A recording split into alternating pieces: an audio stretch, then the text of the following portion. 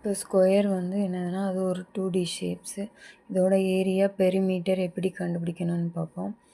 First வந்து இதோட area எல்லா சைட்ஸும் வந்து என்னவா இருக்கும்னா, லென்த்து வந்து ஈக்குவலா இருக்கும். ஏ வந்து 4 சென்டிமீட்டர்னா எல்லா லென்த்துமே வந்து 4 சென்டிமீட்டரா இருக்கும். இப்போ சைடு இன்ட்டு சைடு அதை தான் நம்ம என்னன்னு சொல்கிறோம்னா ஏரியான்னு சொல்கிறோம். இந்த ஷேடட் ரீஜனை தான் நம்ம என்னன்னு சொல்கிறோம்னா ஏரியான்னு சொல்கிறோம்.